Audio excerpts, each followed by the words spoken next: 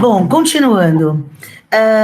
Essa é uma das questões do tema que envolve a questão da desconexão. Então, eu vou pular um pouquinho essa parte da introdução que eu ia fazer do direito à desconexão, porque, como eu já falei, a Vanessa já deu uma adiantadinha para a gente. Né? O importante é que a gente precisa ter tempo livre, precisa das nossas atividades sociais e o que nós temos, como estamos vivendo no momento, sempre atrás de uma tela. Estamos vivendo numa hiperconexão, tá? E isso não faz nada bem para a gente. Eu queria tanto os meus slides. Bom, continuando, voltando aqui, ai, que bonitinho, obrigada, Pri. Não, foi o Roberto, eu infelizmente não consegui. Obrigada, Roberto. Roberto, obrigada.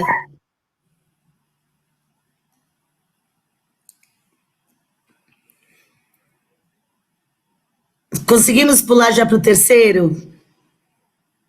Isso. Então, como eu estava dizendo, estamos o tempo todo conectados em todos os sentidos das nossas vidas, não somente nas profissionais, tá? Vamos passando, por favor? Essa questão da desconexão já foi pauta em 2017 desse estudo da OIT junto com a European Foundation, que avaliou os impactos de estar hiperconectados o tempo todo para todos nós, né? Principalmente dentro do trabalho, que foi interesse da OIT.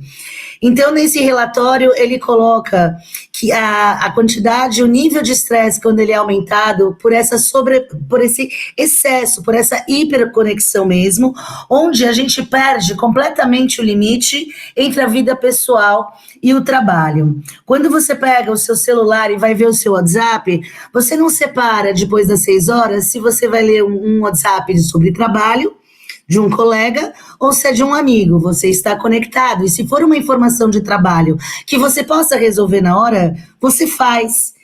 Então, independente da postura do seu empregador, nós acabamos misturando realmente a nossa vida pessoal e profissional por conta dessas ferramentas, né?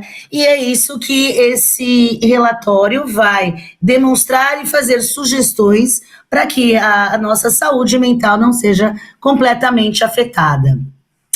Continuando, Roberto, meu querido, ao seu, salvando a minha pele aqui, professor.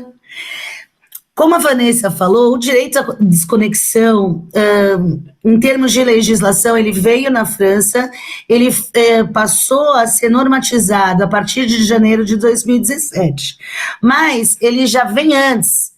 E a sua elaboração para chegar nessa lei foi através de um acordo coletivo do Sintec na França, em 2014, que tem na categoria os profissionais das áreas digitais, da necessidade da desconexão, a obrigação da empresa colaborar e informar os seus profissionais a necessidade da desconexão. Então, nós temos o direito, mas além do direito, a necessidade, e quem tem que observar esse controle é quem usa a ferramenta digital.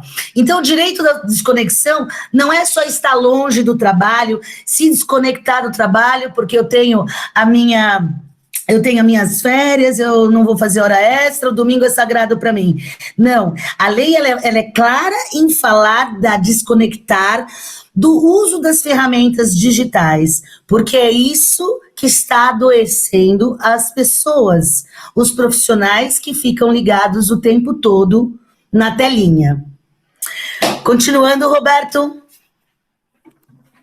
Bom, na Alemanha, embora não tenha uma lei específica, já é praxe as convenções preverem essa desconexão, a ponto da Volkswagen, ela tem uma cláusula na convenção coletiva, nos acordos, onde ela simplesmente zera o sistema do funcionário que necessita de um e-mail. Então, se eu enviar um e-mail profissional para um funcionário da Volkswagen que não seja gerente, entre 18h15 e 7 da manhã, esse e-mail não vai chegar até ele só a partir das 7 horas da manhã, quando for conectado o servidor. A mesma coisa está acontecendo na BBW e em várias outras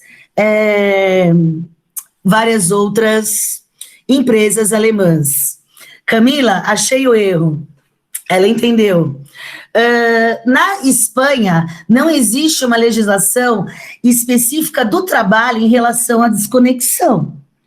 Porém, a lei de proteção de dados, ela incluiu num artigo essa questão da relação de trabalho, da necessidade de desconexão e da obrigação das empresas implantarem capacidade técnica para os seus funcionários para lidarem com a questão da tecnologia e o uso saudável dela. E isso vai ser negociado através dos acordos entre as empresas e, pelo menos, tem um regramento. A gente, na continuidade, fala de Portugal e Brasil, onde a gente não tem uma legislação específica. Mas, tanto a legislação portuguesa e a brasileira, ela coloca os nossos direitos ao repouso, ao descanso, ao trabalho digno e ficar conectado 24 horas realmente foge à questão do direito fundamental da dignidade no trabalho, né? E nós estamos fazendo isso. Prestem atenção em vocês mesmos, né? Bom, vamos continuar o próximo slide, por favor, Roberto. Isso. Quando a CLT incluiu o teletrabalho, ela fixou, normatizou como as empresas deveriam fazer isso no contrato, quem vai oferecer o maquinário, quem vai arcar com esses custos. Sabemos que tem que seguir certos regramentos em relação a teletrabalho, por uma questão de ergonomia e etc. E de repente, entramos na questão dessa pandemia, e o que a gente vê, Roberto? Nós vemos o quê? Todos jogados ao teletrabalho, home office, trabalho remoto, de uma forma sem regramento nenhum. Então, aquele trabalhador que já estava regulamentado para a CLT, provavelmente ele já tem um canto de trabalho específico, tem uma vida dentro daquilo. Eu que trabalho em home office há 20 anos, né, tenho isso bem inteirado dentro de mim. E, de repente, muita gente que nunca fez isso na vida não tem dificuldades mesmo de trabalhar e ficar em casa, se viu jogada dentro de um home office, usando as ferramentas digitais, o Zoom, o Google Meetings, o Skype, o WhatsApp, o LinkedIn, o Facebook. Bom, cansei já, né? Cansei. Vamos passar um pouquinho para frente? Já cansei, estamos hiper conectados, como aqui também, o próprio MEC aqui já decidiu também, além de tudo que nós estávamos falando de trabalho, as aulas também viraram todas online, as relações pessoais, e o próximo slide, eu acho que vai mostrar uma hiperconexão para a gente, todo mundo, não, isso, vou voltando ainda, isso, a hiperconexão. E essa diferença entre o limite de vida privada e vida no trabalho, que está no anterior mesmo, o seu, onde a gente não consegue, por exemplo, quem não está acostumado, lidar com isso, né? Voltando àquilo do WhatsApp, quando que você atende um WhatsApp, uma ligação que é de trabalho e quando que ela é de lazer? Esse boom de informações a tela o tempo todo, essa mãe com as crianças aqui de pendurada no pescoço, que nem a Camila comentou agora há pouco, a outra ali que amarrou os filhos, senão ela não consegue, né? Imagina se ela for uma juíza e tiver que fazer uma audiência virtual, tem que amarrar os filhos, passar a fita, porque senão não consegue fazer nada. E isso confunde tudo, né? Vamos lá.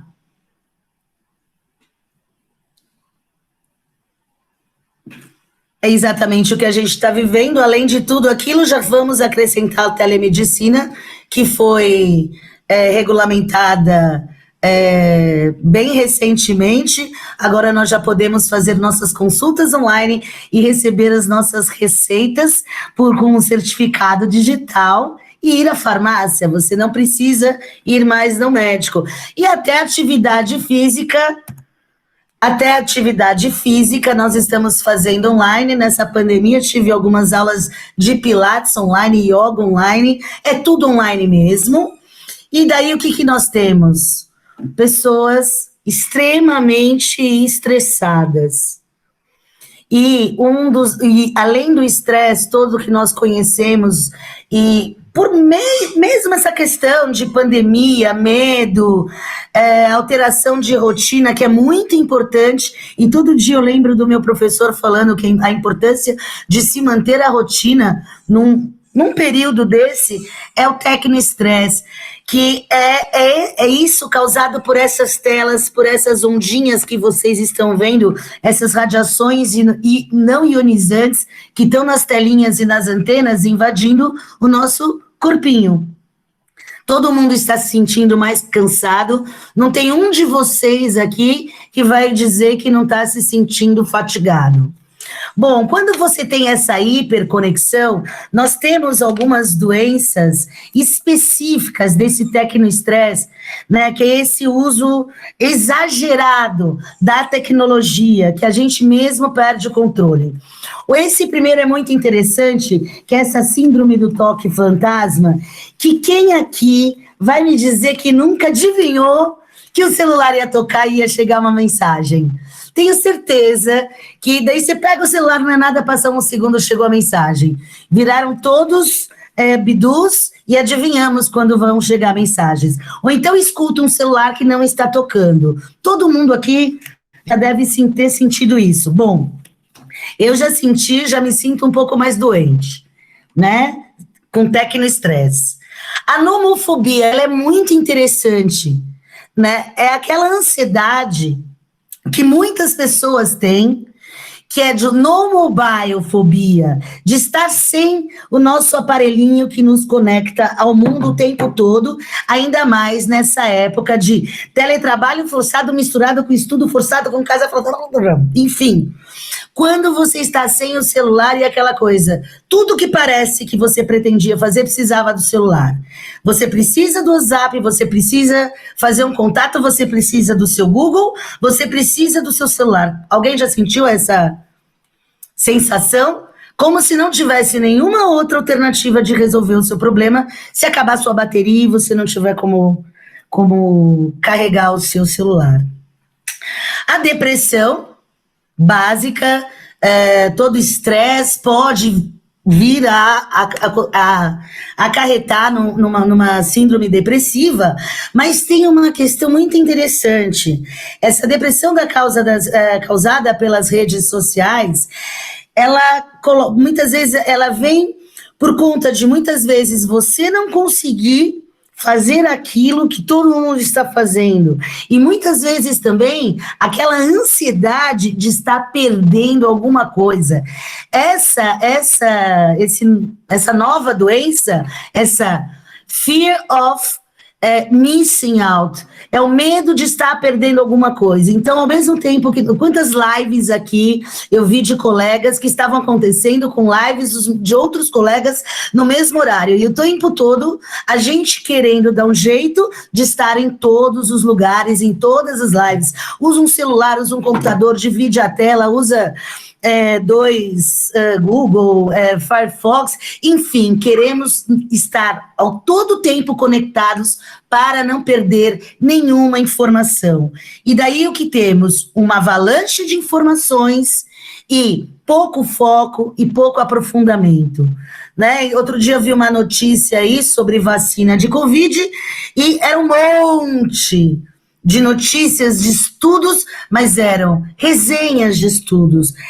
Nada é profundo. E isso gera ansiedade também, porque nós não chegamos à conclusão, é tudo superficial, tal como as relações que a gente anda vivendo virtualmente.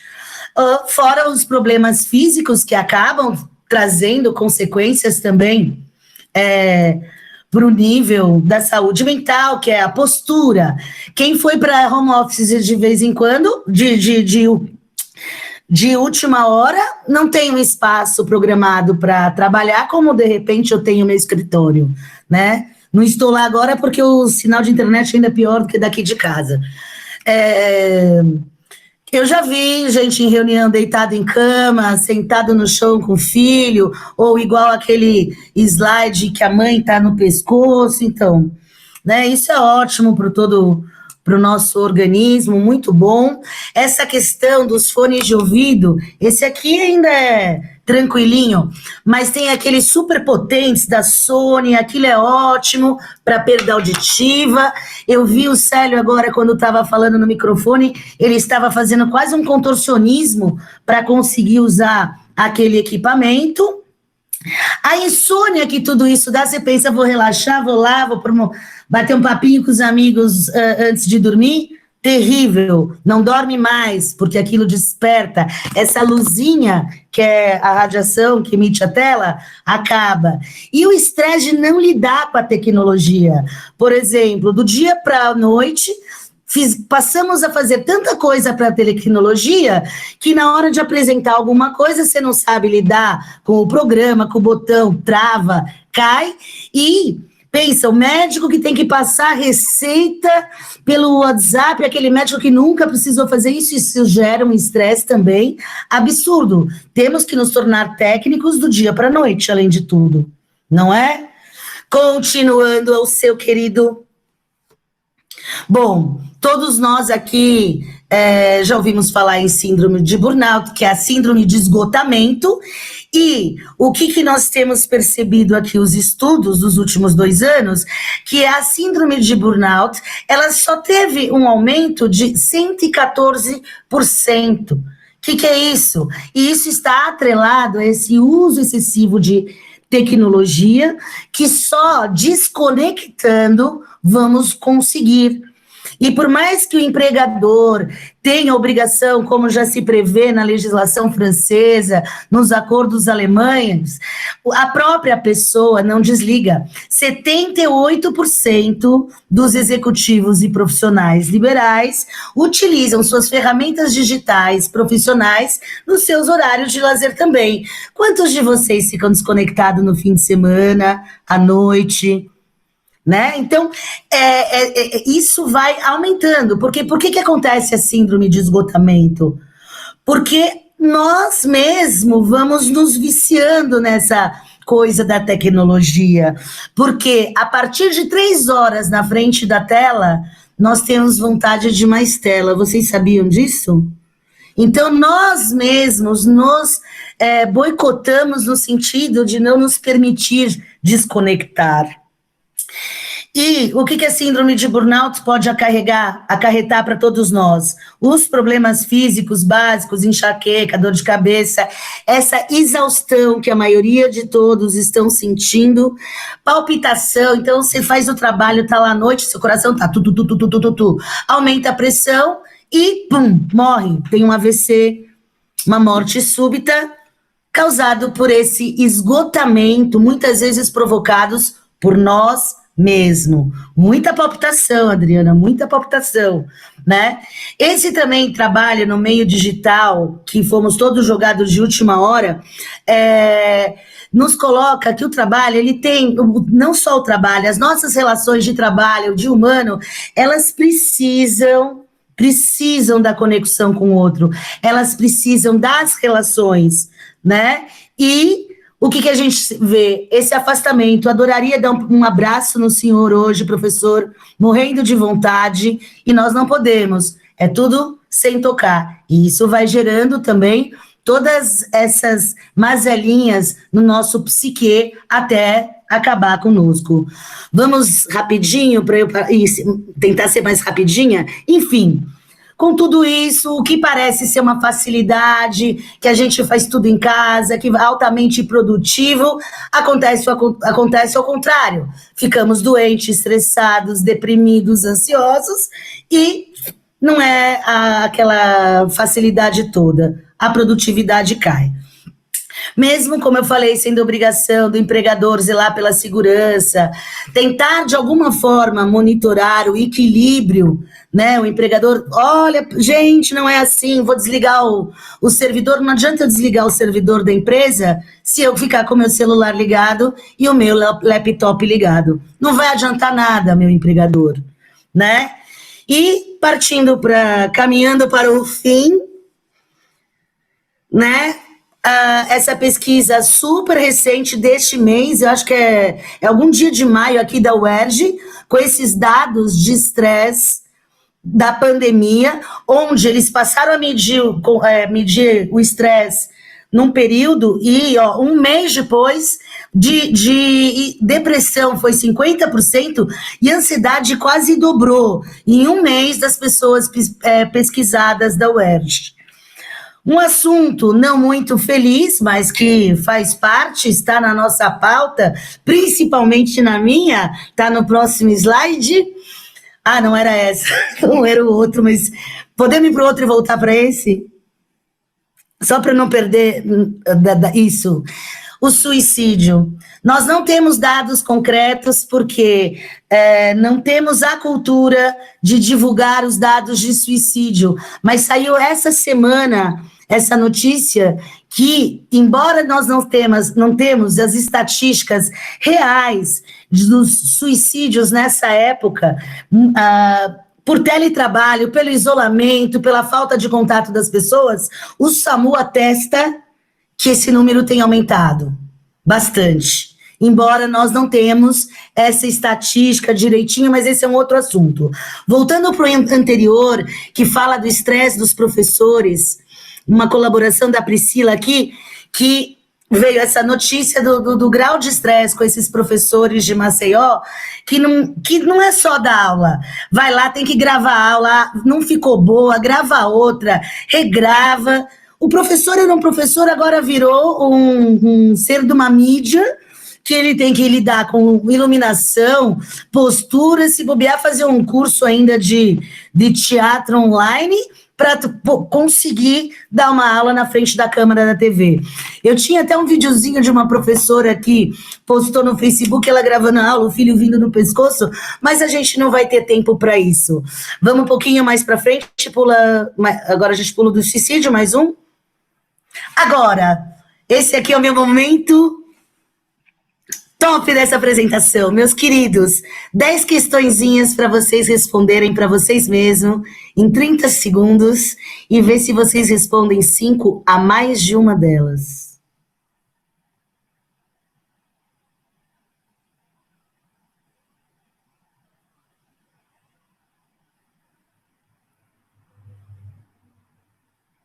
Segundo os neurologistas, se você respondeu 5, por favor, já procure uma ajuda especializada. Eu montando essa apresentação junto com a Fabiane, nós chegamos à conclusão que a gente precisa já de ajuda, antes que a gente enlouqueça de vez.